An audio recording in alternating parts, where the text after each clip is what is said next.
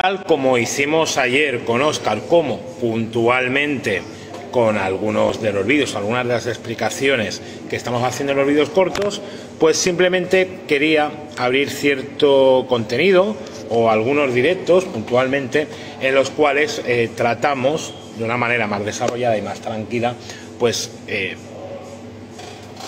puntos que son dudas que salen muy habitualmente en los cursos de formación, ¿vale? No sabía muy bien cómo decirlo, conceptos tal vez sería la palabra.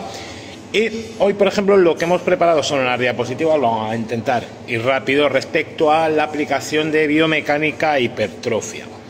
Y ya justo para no marear más, simplemente decir como siempre, comentar lo que queráis, saludamos a la gente que vaya entrando, lo hemos hecho sin avisar, al fin y al cabo, y a partir de ahí cualquier duda que tengáis, pues podéis consultarlo por el mismo chat que estaré pendiente. Partiendo de ahí, tenemos dos elementos, dos de los grandes o de los conceptos relacionados o de las ciencias que forman la actividad física que yo creo que generan más interés entre usuarios y entre instructores. Sería la biomecánica, sería la aplicación de la física al entrenamiento, diciéndolo de alguna manera igual puede parecer un poco cutre, pero es la que hay, y la hipertrofia, la ganancia de masa muscular. Saludos a todos los que vais entrando como Álvaro. Bien. ¿Qué tenemos aquí? Pues sabemos que el mecanismo principal para generar hipertrofia en la parte de entrenamiento, luego hay otros en cuanto a nutrición, hormonales, etcétera, pero en cuanto a entrenamiento haríamos referencia a la tensión mecánica. Normalmente, sobre todo si habéis visto publicaciones, las primeras publicaciones de Schoenfeld, se hablaba básicamente de tensión mecánica, de estrés metabólico y de daño muscular. Bien. Sabemos que la principal es la tensión mecánica, que el daño muscular, las agujetas incluso, pueden tener ciertos efectos contraindicativos porque bajan el rendimiento, requieren más tiempo de descanso, etcétera. Lo que pasaba aquí es que, claro, detectaban que cuando había daño muscular había más uso de las proteínas, de los aminoácidos para generar tejido muscular y por eso se pensaba que era un mecanismo de hipertrofia. Claro, si es un mecanismo de hipertrofia, pero lo que sucede, y saludos a toda la gente que va entrando desde República Dominicana, Colombia, España, resulta que, claro, este aumento de la síntesis proteica, por decir el tecnicismo, sirve para regenerar el tejido, no para aumentar más. Por lo tanto, esto lo podríamos dejar mucho en duda. Y luego el estrés metabólico realmente también tiene correlación, pero la causalidad directa va a ser la tensión mecánica. Por lo tanto, podemos utilizar la biomecánica para aprovechar estos conocimientos y hacer una selección de ejercicios que nos sirvan para mejorar y aumentar la tensión mecánica, evitando, por supuesto, el sobreentrenamiento, que yo creo que no es para nada fácil sobreentrenar con usuarios de a pie, de los de 3 veces por semana, etcétera, pero para evitar el sobreentrenamiento y, por supuesto, para reducir el daño muscular, y el riesgo también articular, el riesgo de cierto tipo de tejidos. Vale. ¿Qué queremos decir con esto? Pues en primer lugar, que el estímulo y que la fatiga nunca van de la mano, que podemos encontrar ejercicios donde salen ciertos limitantes que no son la propia fatiga del músculo y esto nos puede complicar porque, primero, podemos generar series al fallo sin que el fallo sea por llegar al límite de la tensión muscular. Puede ser por un dolor articular, puede ser por una limitación como estabilizador del antagonista, etcétera. Por lo tanto, repito, habría que elegir ejercicios que nos permita llegar a un nivel de fatiga elevado. Sí que, como programación de hipertrofia, no vamos a recomendar llegar al fallo, salvo de una manera muy puntual con clientes muy avanzados, muy concretos y de una forma, vamos a decir, puntual, ¿vale? En mesociclos cortos, vamos a hacer así, pero para acercarnos al fallo necesitamos que el limitante sea la propia capacidad muscular, no una tendinitis, no que me duela un hombro, no que no sea capaz de mantenerme en equilibrio para hacer un ejercicio. Por eso, últimamente, toda la moda de los ejercicios que se hacían sobre superficies inestables, especialmente también en fuerza y en potencia, pero en hipertrofia, se descartan ya que no es un grupo de ejercicios, es una forma, una progresión de inestabilidad, es algo que me ayuda a generar hipertrofia. Esto por aquí. ¿Qué quiere decir? Que igual cierto tipo de ejercicios muy bien considerados y que incluso nos pueden dar un estímulo hormonal muy válido, como puede ser la sentadilla o por ejemplo el peso muerto, en ocasiones no van a ser los mejores ejercicios para conseguir hipertrofia. Y esto puede ser un poco paradójico, pero claro, tú debes pensar, me voy a ir a un ejemplo un poco más exagerado, en vez del peso muerto vamos a ir a levantamientos olímpicos. Muchos de vosotros, por ejemplo, los hacéis en el gimnasio o directamente en un box de CrossFit. ¿Qué nos encontramos con los levantamientos olímpicos? Que tú te puedes fatigar, tienes que entrenar con un volumen muy pequeño, de pocas repeticiones y de pocas series, si por ejemplo lo comparas con unas máquinas guiadas que tenemos por aquí al lado, y sin embargo llegamos a una bajada de rendimiento relativamente rápida. Bien, ¿por qué? Porque igual en un movimiento tan complejo como un levantamiento olímpico vamos a tener antes un problema, por ejemplo, a nivel del sistema nervioso central o alguna limitación articular o, como decían estos eslabones, algún músculo más débil que otro y que pueda resultar un limitante. Te puedo poner otro ejemplo más sencillo. Muchos de los usuarios que entrenan orientado a hipertrofia, orientado a fitness, a culturismo, cuando hacen remo, y cuando hacen especialmente remo con peso libre, con mancuerna o con barra, deben llevar correas. Estas correas, esta especie como de muñequeras con unas bandas que se utilizan para mejorar el agarre, simplemente surge de eso. Surge de que la propia fuerza de agarre o la propia capacidad de agarre, ya no os digo si por ejemplo tenemos un cliente que haya tenido esguinces de muñeca o, como dicen aquí popularmente decimos, las muñecas abiertas, pues esa limitación va a hacer que no pueda aprovechar las series de remo, repito, especialmente con barra o con polea, con barra o con mancuernas, con peso libre, para generar el estímulo suficiente a nivel de espalda. Por lo tanto, lo he dicho, igual en algunos casos, sí, insisto, el objetivo es hipertrofia, que no tiene por qué serlo, porque hay muchos clientes que la mayoría no van a buscar una orientación estética, pero en estos casos sí deberíamos buscar ejercicios, repito, que el limitante sea la propia capacidad del músculo. Por lo tanto, en muchas ocasiones, para este tipo de ejercicios, trabajar con cadenas de restricción, máquinas guiadas, una máquina Smith en ciertos movimientos. Otra cosa ya sería si una sentadilla en máquina Smith realmente puede sustituir una sentadilla en peso libre, cosa que obviamente es que no. Y en este caso deberíamos buscar o deberíamos trabajar este tipo de ejercicios donde una cadena de restricción me ayuda a aliviar las otras limitaciones que puedo tener en otros grupos musculares, con otros problemas articulares, y poder llevar este rendimiento. Esto por un lado. Segundo, hay otro factor por aquí que yo creo que sería bastante interesante, que es el adaptar los movimientos a las características anatómicas, vamos a decir, personales. Hay algunas generales. Tú verás, por ejemplo, en muchas ocasiones como pues el deportista o el atleta de powerlifting de alto rendimiento tiene unas características muy concretas, extremidad corta, etcétera. Bien, ¿qué pasará? Pues que, por ejemplo, luego si nos vamos a clientes de a pie, vamos a encontrar cómo algunos con una disposición o con una ejecución que vamos a considerar convencional se van a ver limitados. Yo os pongo un ejemplo. Una persona con una caja torácica grande, como puede ser mi caso, una caja torácica ancha, a la hora de hacer un press banca va a tener bastante problema porque la propia forma de la caja torácica me va a llevar hacia atrás. Me va a convertir el levantamiento, un press de banca plano, en cierto rango, en cierto momento, como si fuese un press banca declinado. ¿Qué tendré que hacer? Pues igual en mi caso, si quiero hacer un press banca, repito, con seguridad, otra cosa, rendimiento, hombre, una persona es hipercifótica, igual lo que no tendría que hacer es press de banca a cierto nivel o en cierta cantidad, ¿bien? Pero vemos como, por ejemplo, una persona con mis características, con una caja torácica grande, debería entrenar con un banco ligeramente inclinado. Sería otro caso práctico, pues ver las diferencias de longitud entre tibia y fémur. Esto pasa mucho en mujeres. Hay bastantes chicas con diferencia que pueden tener una tibia corta, una pantorrilla corta, un fémur largo, o una pantorrilla larga y un fémur más corto.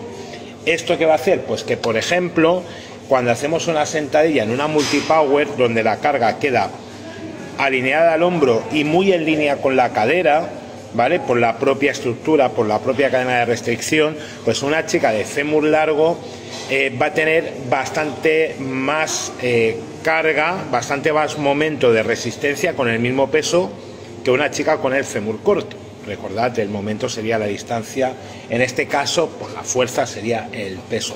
Bien, os pongo dos ejemplos que son los más habituales y que son, creo, los que más llaman la atención. Repito, adaptarlo, pues, por ejemplo, a una estructura de columna, o ver cómo algunos ejercicios, depende de tu propia estructura morfológica, en un peso muerto también cambia. Una persona con brazo largo o con brazo corto va a tener menos o más dificultad respectivamente al generar un momento de cadera en un peso muerto, ¿vale? Iría por ahí. Así que por aquí, y sí que en este caso, en cuanto a variedad del estímulo, yo sí que os daría un último detalle, que sería el no buscar variantes solo, únicamente en posiciones, en agarres o en materiales, y sí hacerlo también con las curvas de resistencia. Recordad, una curva de resistencia es esa línea, es ese gráfico en el cual vemos qué cantidad de resistencia genera la carga, para no decir el peso, vamos a decir la carga en general, en cada punto del movimiento. ¿Qué nos encontramos? Un ejemplo muy fácil: cuando tú haces un curl de bíceps, justo cuando estás abajo, el peso hace fuerza hacia abajo, yo tengo que hacer fuerza hacia adelante, la propia carga se utiliza muy poco, se aprovecha muy poco. Bien, a medida que va avanzando el rango de movimiento en un curl de bíceps con barra, vemos como en ese grado intermedio aumenta mucho la resistencia, traducido me cuesta mucho más, y cuando ya estoy en los últimos grados me cuesta menos. ¿Por qué? Porque mi movimiento de flexión de codo ha cambiado el ángulo respecto a la resistencia. Todo esto de la perpendicular, el eje, el fulcro, ¿vale? Intento evitar tecnicismos, perdonad si a veces sería un poquito. Vale, esto sería también muy fácil. Yo puedo hacer un movimiento de pecho, de aducción de hombro, que relacionamos con pecho a nivel popular, pero si yo estoy de pie con una mancuerna, la resistencia va hacia abajo, no va hacia atrás, por lo tanto no voy a poder aprovecharlo para hacer pecho. El movimiento va a ser el propio de un ejercicio de pecho, pero en este caso no sirve, no es útil, porque la carga, la resistencia va hacia abajo. Igual lo que estoy haciendo es un poco un isométrico casi de deltoides en este caso. Pues bien, ¿qué hacemos? Cuando queremos hablar de variedad de ejercicios, también deberíamos pensar de variedad en las curvas de resistencia, que básicamente tenemos ascendentes, descendentes y en forma, pues vamos a decir, de campana. Vale, en una extensión de cadera podemos poner tres ejemplos fáciles. Una de ascendente, más o menos, también incluso depende por supuesto de la ejecución individual, pero podríamos hablar de un hip thrust, y vemos cómo tenemos muy poca carga al principio, luego prácticamente se va a disparar, y luego sí tiene un crecimiento un poquito más pequeño en los últimos grados, ¿vale? Pero en este caso la carga en los primeros rangos, en el primer rango del hip thrust va a ser mínima, luego se dispara y luego sí que se estabiliza un poco, pero se va aumentando. Una descendente, ¿cómo sería? Exagerando un poco, pues sería un buenos días. Yo añado una carga, me inclino, hago una flexión de cadera a 90 grados, vemos cómo este rango, esta carga que pega aquí, genera un momento de resistencia mucho mayor que va disminuyendo a medida que me voy poniendo de pie. Vemos cómo esta curva, esta resistencia del peso, es descendente. Lógicamente, en un buenos días, la resistencia de aquí me hace mucha más carga que aquí. O sea, realmente, si yo aquí me pongo 20 kilos, no hace la misma fuerza, suena un poco raro 20 kilos aquí que 20 kilos aquí, ¿vale? Otro día hablaremos de inercia. Como ejemplo, en una extensión de cadera de una curva de resistencia con forma de campana, parecida un poco al curl, por ejemplo, una extensión de cadera en silla romana. La silla romana, yo me apoyo, yo me inclino, claro, también dependería de la inclinación de la silla romana. Normalmente la que tenemos aquí es a 45 grados, antiguamente teníamos horizontales, ahí cambiaría la cosa, ¿vale? Ahí sería una curva más de tipo prácticamente, vamos a decir, ascendente, pero una silla romana de 45, la silla para hacer lumbares, que está mal dicho, ¿vale? Pero bueno, vemos cómo en los primeros grados yo estoy abajo, este momento de resistencia el menor. Si alguien me pregunta, me he pillado un dedo con la puerta. Si voy subiendo, vemos que hay un rango donde esta carga es mayor, ¿vale? Pero sí que en los últimos grados, ¿vale? Luego ya habría que ver si hay aquí una hiperextensión una hiperextensión lumbar o no, pero en los últimos grados vemos cómo esta resistencia se acerca al eje, el momento es más pequeño y la carga, por lo tanto, disminuye. Así que lo dicho, yo creo que no quiero marear más. Saludos a Óscar, que estuve con él ayer, le dije que tenía que ponerme las pilas y aquí estamos, ¿vale? Para que veas que hemos cumplido. Vale, además ha comentado algo por aquí. Así que, por lo tanto, tenéis que seguir a Óscar Miguel, sobre todo gente que quiera trabajar con planes de pérdida de peso. Óscar Miguel, lo buscáis y podéis seguirle por ahí. Así que yo creo que, para resumir, ¿vale? Paramos y luego añadiremos en otro directo otros conceptos. Pues, ¿qué debemos hacer? Elegir variantes de ejercicio óptimas. Insisto, si nuestro objetivo es la hipertrofia, ¿vale? No tiene por qué ser el objetivo principal. En la mayoría de clientes no es el objetivo principal. Pues repito, debemos elegir variantes de ejercicio óptimas. En cuanto a curvas de resistencia, que es lo que hemos hablado, en cuanto a adaptación a nuestras características morfológicas y en cuanto a que el limitante sea la propia capacidad del músculo. No sea una molestia, no sea una limitación, no sea una limitación de otro músculo, que hemos comentado que puede pasar con los antagonistas. Bien, pues elegir también ejercicios con los que podamos medir estos cambios en la resistencia. Verás que ya ahora mismo ya están vendiendo hasta imanes con 200 gramos, 250, 500 gramos para poner en las barras. ¿Por qué? Porque hay ciertos ejercicios que, si lo que buscamos es tensión mecánica y tenemos una progresión, nuestra RM avanza un poco, no podemos encontrar una carga, vamos a decir, eficiente. ¿Por qué? Porque si yo tengo una mancuerna que subo 2 kilos, de 2 kilos en 2 kilos, incluso podrían ser 3, podrían ser 4, ¿qué pasa? Que podemos pegar un salto, ¿vale? En un mancuernero de 8 a 10 kilos, aumentamos 2 kilos de peso la mancuerna y este peso en bruto o en total son 2 kilos, en términos absolutos son 2 kilos, pero en términos relativos es un 25%, es una barbaridad. Claro, si tú piensas los límites, la repetición máxima, lo que nos encontramos, ¿qué sucede? Que claro, si aumentamos el peso, subimos las mancuernas 2 kilos y aumenta un 25% la carga, es muy difícil acercarnos a un nivel de repeticiones en reserva bajo, es decir, 1, 2, 3 repeticiones en reserva. Esto por un lado. Claro, con otros ejercicios donde podemos levantar mucho más peso, nos vamos a encontrar que las diferencias, ese aumento de carga, añadimos 1 kilo, añadimos 2, por ejemplo, exagerando, en un peso muerto, mover 100 kilos, una persona que entrena no es una cifra nada exagerada, pues claro, si yo subo 2 kilos, puedo ajustar un 2%, puedo ajustar de una forma mucho más exacta, ¿vale? Iría por ahí.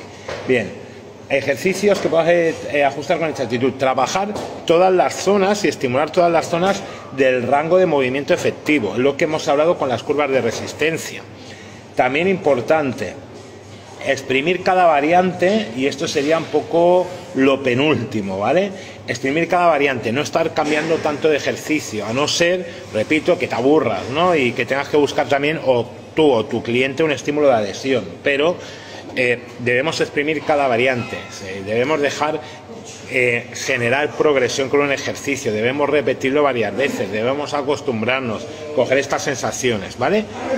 Que de hecho, por ahí va el último punto, y es que deberíamos también, en este caso, guiarnos también por nuestras sensaciones y por nuestros gustos, porque repito, con unos objetivos, un entrenamiento, yo que ya llevo muchos años metido en una instalación y que ya estoy un poco a veces aburrido de hacer las mismas cosas, pues debería buscar algo o de una manera que me guste, que me sea práctica y que permita que yo pueda seguir entrenando con regularidad. Así que, dicho lo cual, recapitulamos: adaptaciones, buscar que el límite sea el músculo, insistimos, objetivo de hipertrofia, buscar la adaptación que nos sea más útil, buscar ejercicios donde podamos regular bien el peso, ver que aunque los ejercicios multiarticulares por norma general son más interesantes, pues, por ejemplo, por un estímulo hormonal, por una capacidad de generar más trabajo, etcétera, vamos a tener excepciones y vamos a ver veces que tenemos que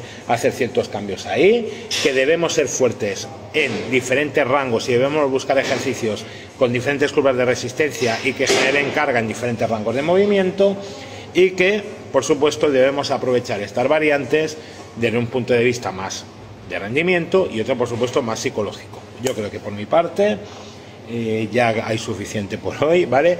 Daros las gracias a todos que habéis entrado en el directo. Este vídeo lo subiremos al canal de YouTube. También decir que esto también forma parte de diferentes formaciones que tenemos presenciales en Mallorca y online, biomecánica, hipertrofia, etcétera, pues donde quieras. Y lo dicho, cualquier cosa, muchísimas gracias, un saludo, nos vemos.